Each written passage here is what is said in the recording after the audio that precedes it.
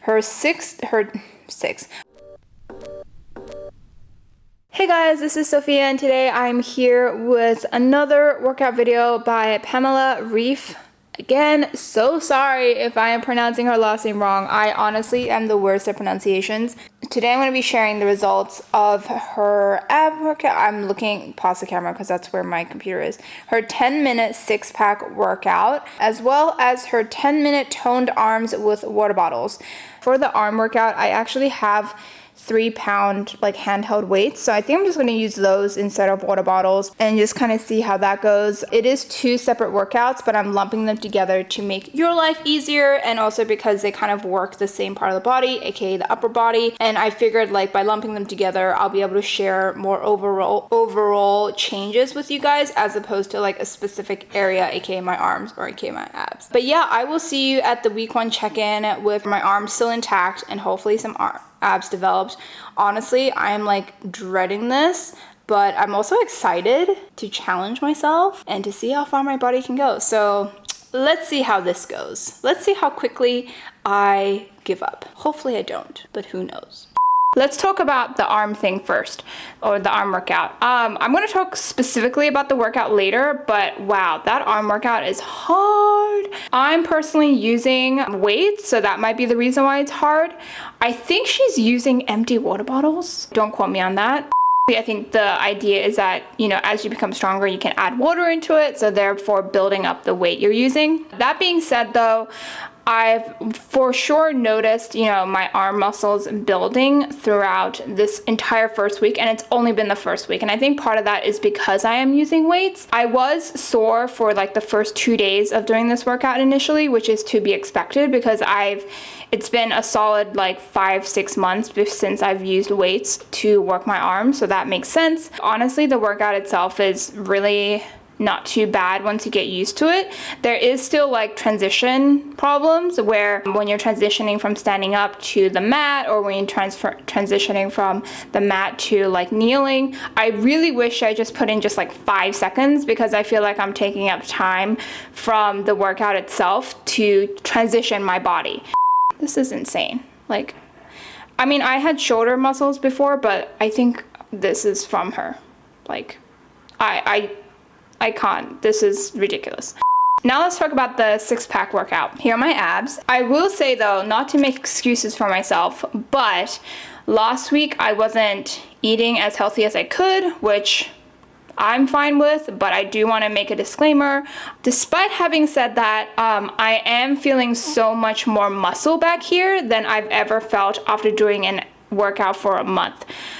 I think part of that is because I'm also pairing this workout with her 20-minute full body routine, which I think both of those combined really does work the abs, because there are a lot of repeat movements. So like flutter kicks, toe taps. I really do think, like, you know, even though people complain like, oh, there are no breaks in between her movements, like why is she doing that, like it's ridiculous. She does it for a reason, and I think the reason is literally because if you take a break, like the muscle ends up cooling down, and then you're probably having to work hard to get it back up again for the next workout, and then cooling down, like blah blah blah. But if you're just like constantly working at it, like you're probably getting more of an effect on your abdomen or wherever you're trying to work. So honestly, I'm gonna complain about it probably for the rest of this video, but I really do think it works. I again don't really foresee myself getting 6 packs. That's never been my goal. I just want a stronger core, and I really do think this is working for me.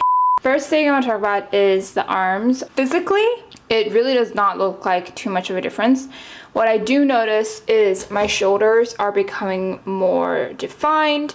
I'm getting like neck muscle back here. In terms of the workout, I have realized I've been able to do, I want to say about 90% of it with no problem. Actually, maybe that's a bit too high. Maybe more like 80%. There are still some workouts where, like when the one arm hold row, I can't really do that fully. I'm able to do the row obviously, but I can't like hold out my other arm because it gets sore and it gets tired. So for now, I'm just modifying it to or this past week, I modified it to just kind of like having my arm on the side and then just doing row with the other hand, which has worked out great. Obviously, I'm hoping that by the end of this month challenge, I'll able to do the full exercise no problem. But for now, again, I'm able to do about 80% of it no problem. And then in terms of the abs, so here are my abs, and you can see again, I do not have a clear definition, which of course I'm not dieting, but what I do notice is that my 11 line that I got from Chloe Ting's 11 line ab exercise is kind of like slowly coming back, not like as defined as it was, but I can definitely feel it. And I think part of it is because quite a few of her workouts is that she works a lot of your obliques. So I think that's really where the 11 lines come in, is like when you're working the obliques, and when I do it, I notice like a strain right here. So I think that's what it is. And overall though, I do feel my abs getting stronger. The workout itself is a little bit similar to the arm workout. I want to say I'm able to do about 90% of that workout. The only like 10% that I haven't been able to do is that like there are some transitions that basically kill me. She really loves flutter kicks and toe taps, and I've noticed that my form hasn't been great for those, and that is definitely one of the things I wish she did, like Chloe Ting, which is kind of do a voiceover explaining how your form should be, because for the longest time I thought it would be fine, like my back, but this week was the week I started to notice that like my back or lower back was starting to feel strained when I was doing flutter kicks, which meant I had to do them a little higher, so then my abs wouldn't be quite as engaged, but then my back would be flat on the mat / be neutral. So that's like one of the annoying things, is that all you have to go on is what's on her screen, so it's really, really easy to screw up your form and therefore hurt some other part of your body that you shouldn't hurt, because you definitely shouldn't hurt your back. Otherwise, for the most part, I'm pleasantly enjoying the exercises. I haven't hit that lull yet where I'm like, oh, I don't want to do it. I'm still feeling super motivated, and I think part of that is how quickly like time goes by. Let's talk really quickly about the ab stuff because I'm in the mood for it. The first thing I want to mention is I've been taking a lot more breaks than I usually do because I've been feeling kind of unmotivated this week. Like, not because I need to take a break, but just because I want to. So it's not necessarily because the workout is hard. That being said, number two, I haven't really been worrying about diet as much, so I've been having a lot more carbs.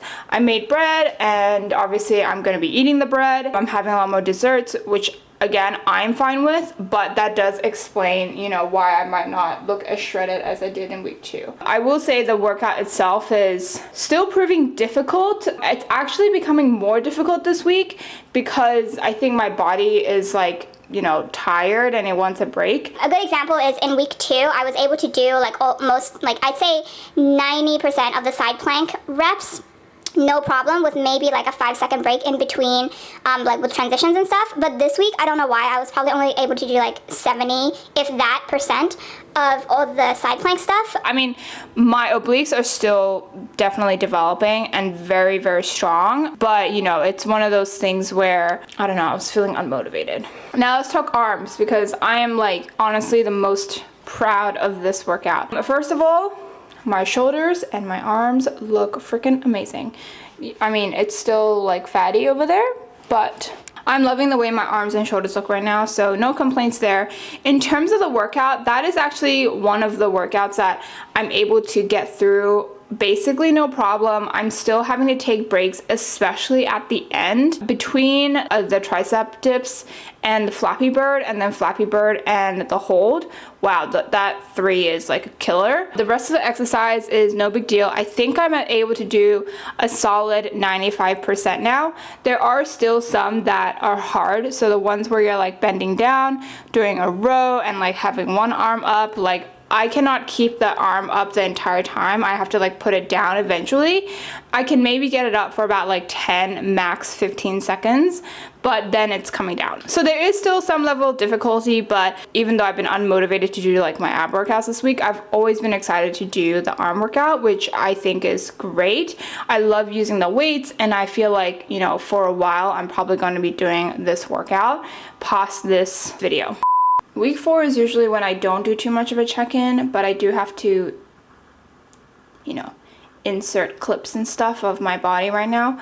I have noticed, and I think you'll notice in the insert as well, that my collarbone is becoming more defined. I think mostly because of the arm workout. And I definitely feel like my shoulders are becoming more defined as well in terms of like its strength, but also like the line itself. I think in terms of the arms itself, I'm definitely feeling muscle buildup almost everywhere. I think my triceps are still a little weak, but I think it's mostly because I don't know how much of the exercise is actually supposed to work your triceps. I know there are a few exercises in there, but I don't feel like it's a ton. But either way, I'm not complaining. Like, the fact that I have muscle everywhere else is ridiculous. And then in terms of the abs, this was the week where I didn't really feel motivated to do my abs, if any at all. I just straight up was having to mentally convince myself every day. If it wasn't for filming this, I probably wouldn't even have done this week.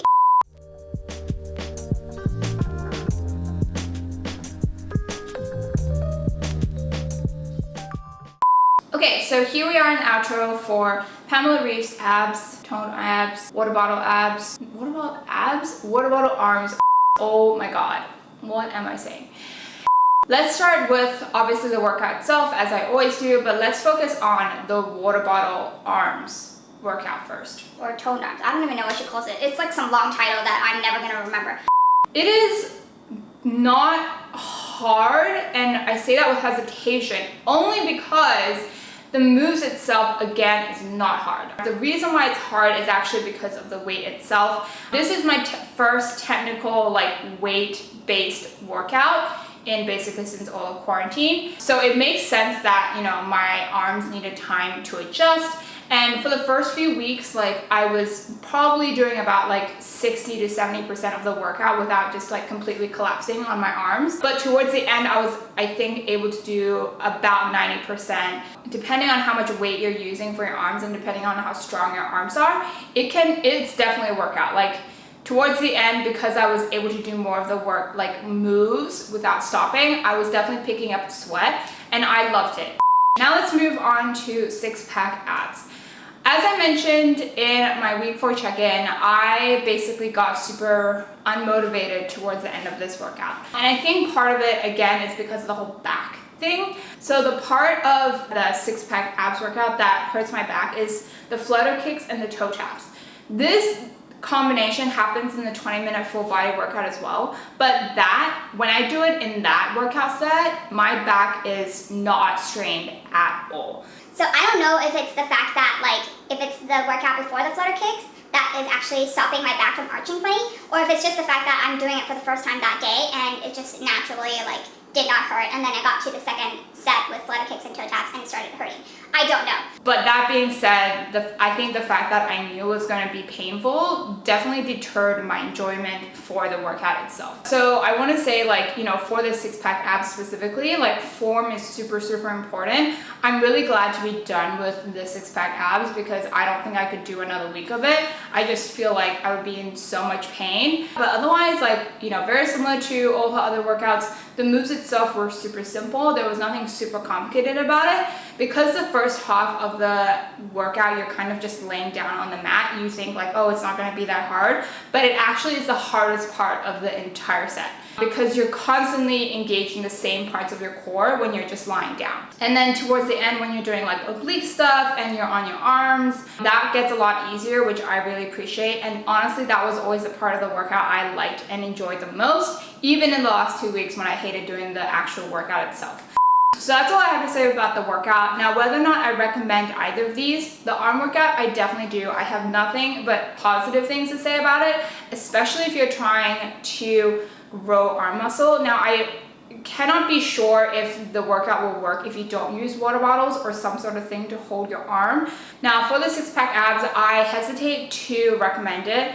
But, you know, I will say if you know you have good form or if you have been taught by a fitness instructor on how to get good form, then I feel like this workout could absolutely work for you. But again, for me, I was never taught by, I mean, I guess I had one class in college, but that I don't really count that. But for me, I was never taught by a private fitness instructor. So I don't know if I actually recommend it. So I'm going to leave that up to your discretion. If you think you can master it without hurting your back throughout the first part of the exercise, then by all means go for it, but you have been warned. It can potentially hurt your back, especially during the flutter kicks and toe taps movement. I think it'll take a couple days for the back stuff to sink in. I think maybe that's the reason why I started getting back pains throughout the end of this workout. But yeah, if you have any questions about either of these workouts, let me know in the comments down below, or you can always DM me on Instagram. Otherwise, if you don't have any questions, I will see you next Sunday for another video. Oh, if you have another fitness YouTuber that you would want me to do like a workout results video for, let me know in the comments down below as well, because I'm always curious. There's only so many I can find on my own. But yeah, I will see you next Sunday for another video. Bye!